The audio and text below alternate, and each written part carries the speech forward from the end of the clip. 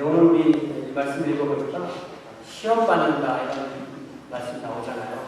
그래서 우리가 시험하고 영어로 테스트, 예를 들어 트라이얼이라고 하는 시험하고 유혹, 템테이션하고를 좀 구별할 필요가 있어요. 그래서 그것을 잘 구별해 놓은 성경이 바로 야고보서입니다.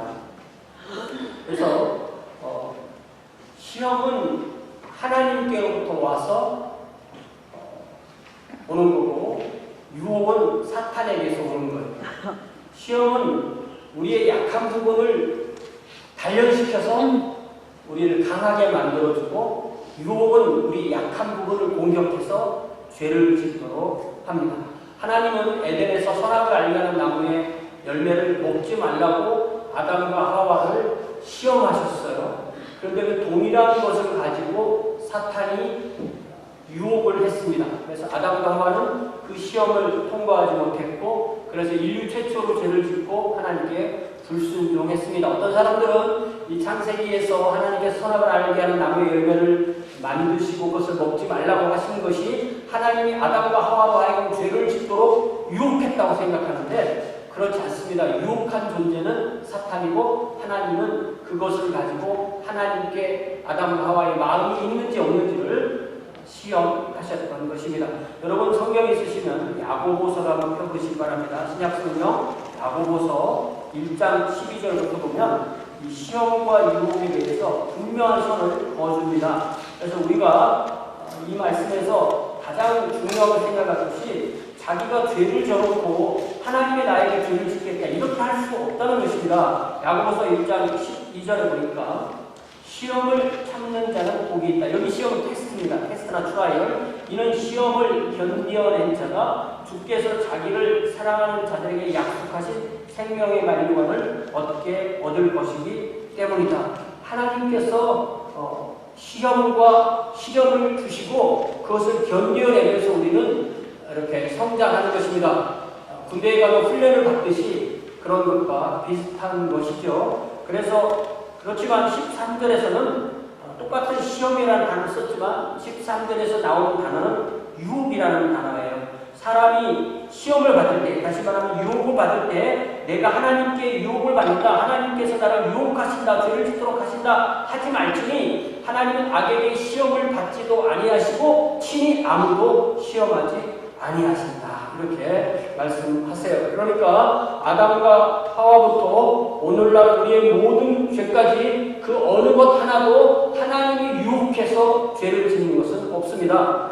그래서 14절에 보니까 사람이라 왜 죄를 짓느냐, 오직 각 사람이 시험을 받는 것은 자기 욕심에 끌려 미혹되리니, 우리 속에 있는 욕심이 우리들에게 죄를 짓게 한다. 그래서 그 욕심이 잉태하면은 죄를 낳고 죄가 장성하면 사망을 낳는다라고 말씀하십니다. 그래서 다시 이 야고보는 16절에서 내 사랑하는 형제들아 속지 말라. 뭘 속지 말라는 거죠? 하나님은 절대 죄를 짓도록 유혹하지 않으신다. 하나님은 시험을 주신다. 그러나 유혹하는 존재는 사탄이다. 이거 헷갈리지 말아라. 이렇게 속지 말라고 말합니다. 그러면서 강조해서 말하기를 17절에 온갖 좋은 은사, 온전한 선물이 다 위로부터 빛들의 아버지께로부터 내려오나니 그는 변함도 없으시고 회전하는 그림자도 없으십니다. 회전하는 그림자가 없다는 것입니다. 우리가 이렇게 서 있고 빛이 여기서 비치는 뒤에 그림자들이 있죠. 그러니까 어떤 존재에 당연히 있을 수 있는 어두운 부분, 이런 것이 하나님께는 전혀 없다는 것입니다. 하나님은 완벽한 선이시기 때문에 우리를 단 한 번도 단 한 사람에게도 죄를 짓도록 인도하지 않으시고, 그분은 우리에게 가장 좋은 은사, 가장 좋은 선물을 우리에게 주신다는 말씀입니다. 18절에 그가 그 피조물 중에 우리로 한 첫 열매가 되게 하시려고 자기의 뜻을 따라 진리의 말씀으로 우리를 낳으셨다고 하였습니다. 우리 주님께서 우리에게 주신 가장 큰 은사, 가장 큰 선물은 바로 예수 그리스도 안에서 우리가 하나님의 자녀가 되도록 우리를 낳아주신 거죠. 오늘 우리가 읽은 본문에서도 이 히브리서 기자는 만일 우리에게 믿음이 있다면 그 믿음이 있는 사람은 하나님이 주시는 이 믿음의 시련, 믿음의 시험을 통과해야 된다는 것을 창세기 22장에 나오는 아브라함이 그의 아들 이삭을 드리는 예를 통해서 말씀하고 있습니다. 그래서 오늘 믿음과 시험이라는 제목으로 하나님 말씀을 나눌게요. 여러분 창세기 22장을 펴보세요. 창세기 22장의 내용을 한 절씩 한 절씩 봐가면서 히브리서 말씀과 대조하면서 같이 보기를 원합니다. 창세기 22장. 그러니까 아브라함이 이삭을 드린 이야기는 성경의 창세기 22장에 있다. 이렇게 기억하시면 되겠어요. 자, 아브라함은 시험을 받을 때 믿음으로 이삭을 드렸다라고 이렇게 간략하게 요약하는 내용을 우리가 창세기 22장을 통해서 보는데, 창세기 22장 1절을 보니까 그 일 후에 하나님이 아브라함을 시험하시려고, 정확하게 나와 있어요. 하나님께서 아브라함을 테스트하시려고, 시험이라는 게 뭐냐면요, 그 사람에게 속에 있는 것이 나오도록 하는 거예요. 선생님이 학생들에게 시험을 내줄 때, 선생님 어디 가셨어요? 선생님이 학생들에게 시험을 내주실 때 그 학생이 가지고 있는 것을 드러나는 거죠. 그게 바로 시험입니다. 그래서 그 이후에 하나님이 아브라함을 시험하시려고 그를 부르시되 아브라함아 하시니 그가 이르되 내가 여기 있나이다. 이 내가 여기 있나이다라는 부분이 창세기 22장에 3번 나오는데요. 이게 전화할 때도 우리가 여보세요 하는 사람들, 여보세요 한국 사람들, 히브리 사람들은 내가 여기 있나이다. 히네라는 성경에 굉장히 나와요. 사람을 볼 때 항상 내가 여기 있나이다 이렇게 대답을 하니까, 이때가 언제냐면 아마 이때가 아브라함이 이삭을 얻은 때가 100세이니까, 그리고 이삭이 그 등에 그 나무를 질 정도 됐으니까 최소한 이삭의 나이가 한 15살은 된 것 같아요. 그러면 아브라함에게 이삭을 하나님께 주신 후에 한 15년이 지났을 때 이런 일이 있었다는 것입니다. 이때 하나님께서 아브라함을 시험하기를 원하셨던 것입니다. 왜 시험을 하실까요? 하나님이 우리를 시험하지 않으시면 될 텐데 왜 시험하실까요? 군대에 들어가면 그냥 계급장 붙여주면 될 건데 왜 훈련을 시킬까요? 학교에 가면 졸업을 시켜주면 될 것 같은데 왜 공부를 시키고 시험을 볼까요? 저도 학교 다닐 때 얼마나 시험을 많이 봤는지, 외워서 보는 시험이 싫더라고요. 저는 아주 싫더라고요. 어느 날인가는 내가 더 이상 시험을 보지 아니하리라. 근데 그 뒤에 또 보는 일이 생기더라고요. 최근에도 이 영어 흉보로 몇 번 갔었는데 어렵더라고요. 아직도 붙었습니다. 열심히 또 공부했는데, 이 시험 본다는 게 쉬운 일이 아닙니다. 시험을 통과해야 되는 거죠. 하나님께서는 아브라함에게 뭔가 약한 부분이 있었기 때문에 그 부분을 단련시키기 원했는데, 왜냐하면 그 부분을 단련시키지 못하면 사탄의 유혹에 빠지기 때문에 하나님께서는 그 시험을 주시고 그 시험을 통과하도록 하십니다. 만일 그것이 사탄의 유혹이라면 우리는 빨리 피해야 되지만 하나님께서 주신 시험이라면 우리는 그것을 반드시 통과해야 되는 거죠. 아브라함이 가지고 있는 약점이 무엇이었을까요? 아마 아브라함은 하나님이 주신 선물인 이삭을 하나님 이상으로 사랑할 수 있는 부분이 있었습니다. 선물을 주시는 분보다 선물을 더 사랑하는 것은 일종의 아이러니입니다. 머리 좋은 사람은 선물보다는 선물을 주는 사람이 더 사랑할 거예요. 똑똑한 사람들은. 근데 똑똑하지 않은 사람은 이제 선물을 받았으니까 너는 됐다 하고 선물에 집중하겠죠. 이게 머리가 나쁘면 선물에 집중해요. 머리가 좋은 사람, 선물을 주는 사람한테 집중합니다. 그런 면에서 이 선물에는 일종의 아이러니가 있습니다. 그래서 우리는 또 선물을 받을 때도 그렇지만 선물을 줄 때도 좀 지혜로워야 돼요. 어떨 때는 선물을 주면 선물 받고 또 끝나는 경우가 있어요.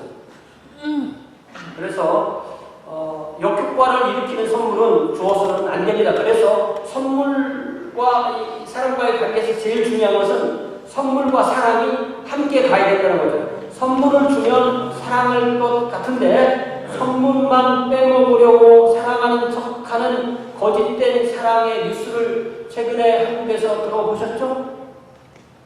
네? 남자는 체육 잘하는 사람이고 여자는 어떤 가정주부였는데, 남자는 그 사람에게 뭐 얻을 게 있는 거예요.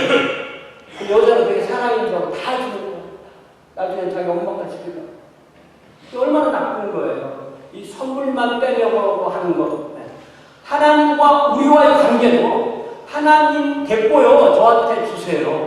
저는 하나님께 오는 것이 필요합니다. 이렇게 된 위험이 아브라함에게도 있을 수가 있다는 것입니다. 사랑하는 성도 여러분, 하나님이 우리의 목적이에요. 하나님이 주시는 선물이 우리의 목적이 아닙니다. 하나님이 우리에게 주신 선물은 일종의 과정이고 하나님과 우리의 관계가 바로 목적입니다. 하나님의 선물은 우리에게 필요한 복입니다. 그러나 그 복이 목적이 되고 하나님이 수단이 될 때 우리는 하나님을 다르게 믿지 않게 됩니다. 참되신 하나님은 참되신데 그 하나님을 섬기는 방식이 우상을 섬기듯이 섬기게 되는 것입니다. 하나님은 이것을 결코 용납하지 않으십니다. 그래서 아브라함을 시험하시는데 어떻게 시험하시냐면 2절에 보니까 창세기 22장 2절에 보니까 여호와께서 이르시되 네 아들 이삭이 아브라함 아들이 하나님 아들이 하나님이 주셨으니까 하나님 것도 되죠.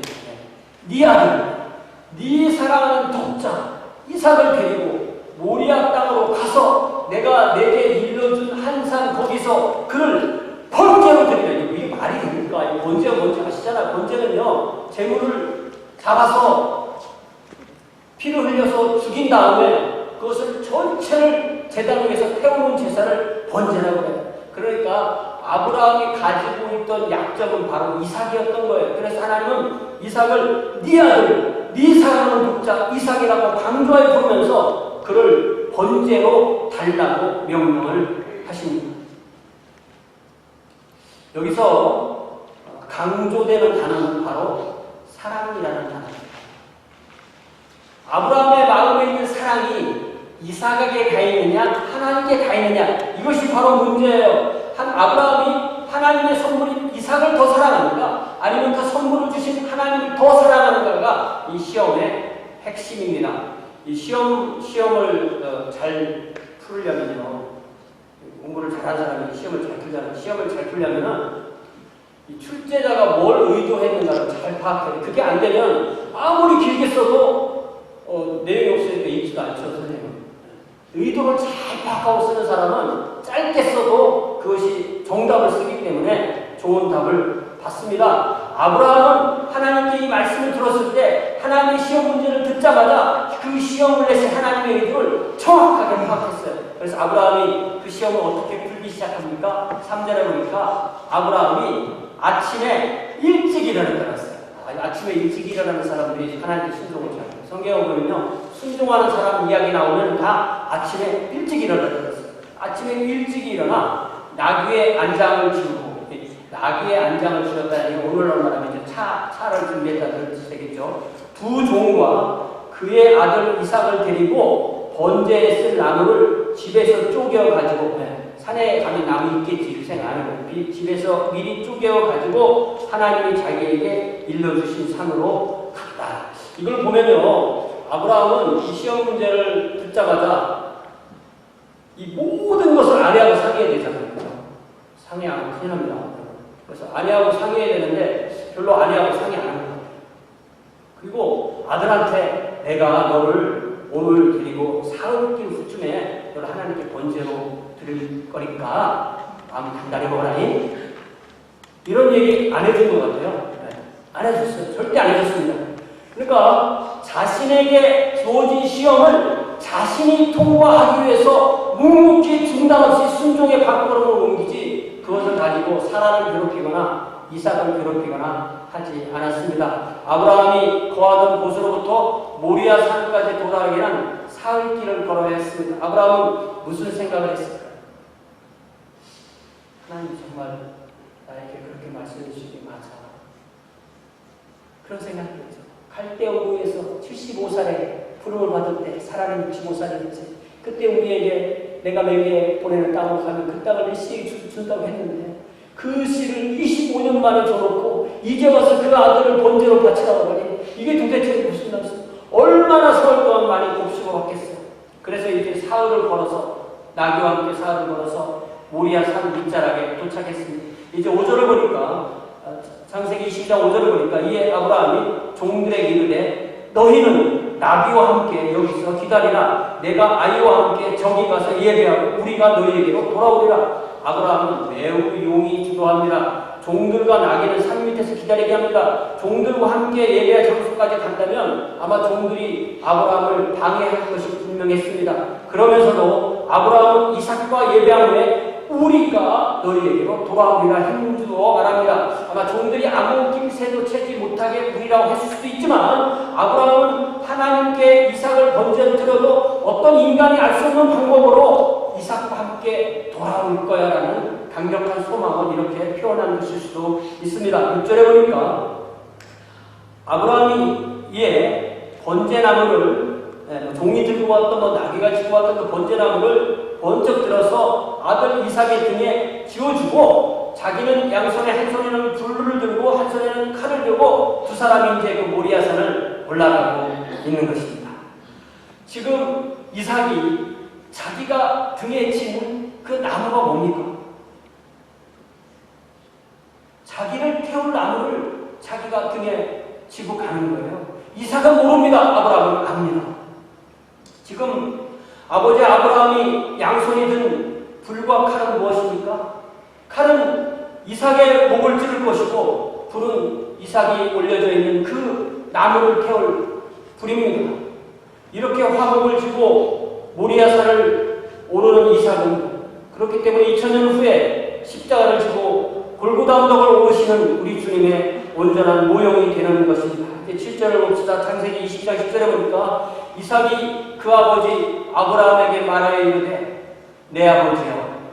아니 그가 이르되 내 아들아 내가 이르되 히네니 누구라는 거죠? 이삭이 이르되 불과 나무는 있거니와 번제할 어린 양은 어디냐? 뭐예요? 이삭이 아버지와 함께 예배드린 것이 이번이 처음이 아니라 해봅니다. 아마 이번 번제는 뭔가 좀 이상하다.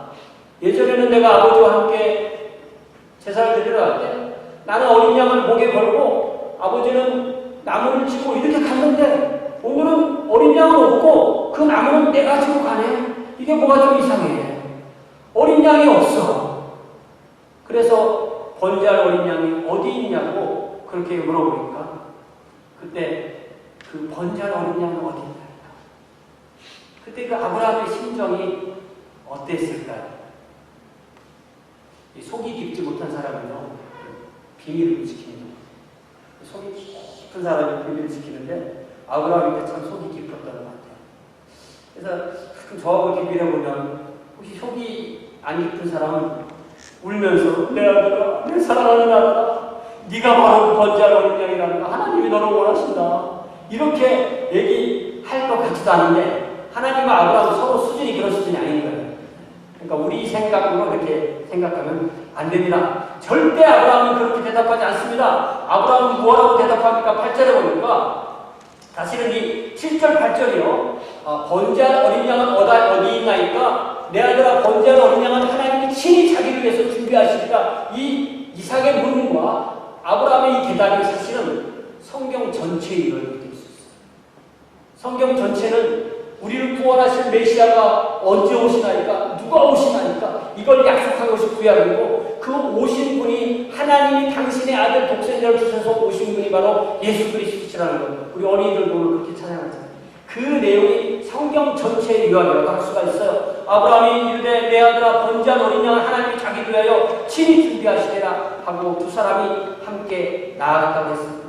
이 아브라함의 대답은 믿음의 대답입니다. 하나님의 축복을 인정하는 대답입니다. 그의 대답은 미래를 향하여 열려 있습니다. 하나님을 향하여 열려 있습니다. 인간의 끝으로만 보지 않습니다. 어떤 끝이 끝일 것 같은 그 상황에서도 인간이 볼 때는 끝났어. 이제 기회가 없어. 죽는 것밖에 없어. 더 이상 방법이 없어. 그럴 때에도 하나님 때문에 하나님이 함께 하시기 때문에 하나님을 주어로 삼아서 하나님이 하실 거라고 그렇게 미래를 열어두는 대답을 합니다.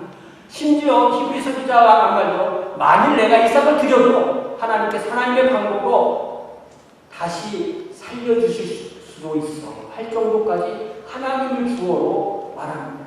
사랑하는 성도는 우리의 신앙은 우리를 믿는 게 아니에요. 하나님이 하실 걸 믿는 겁니다. 그렇기 때문에 항상 주어가 하나님을 주어로 삼아서 미래를 열어두는 말을 할 때 그것이 바로 믿음의 대답이 됩니다. 사실 아브라함의 이 말은요, 하나님이 자기를 위하여 친히 준비하시리라 이 말은 이삭을 드려도 이삭이 하나님께서 주신 거니까 맞은 말이고 또 다른 방법으로 무엇이 희생이 돼도 그 말도 맞는 그런 대답을 한 거예요. 그런 면에서 우리는 이 아브라함의 이 태도, 이삭아 너도 사실은 하나님이 주신 거랍니다.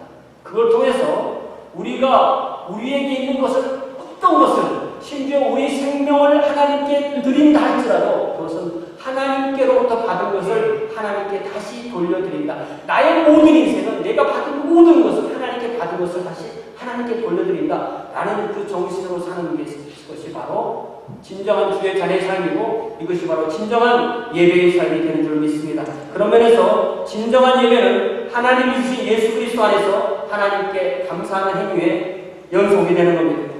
9절에 보니까 하나님이 그에게 일러주신 곳에 이른지라, 이에 아브라함이 그곳에 제단을 쌓고 나무를 버려놓고 그의 아들 이삭을 결박해서 제단 나무 위에 놓았다. 이게 그냥 손세대로 착착착착 써놔서 그렇지, 이걸 조금만 상상을 해보면 이제 둘이 그 장소에 도착했을 거 아니에요. 그래서 이삭은 아버지와 함께 제단을 쌓겠죠. 나무를 벌려놓는 것도 같이 했겠죠. 그런데 갑자기 아버지가 이삭을 붙잡고 결박을 합니다. 어떤 수서로 결박을 하는데?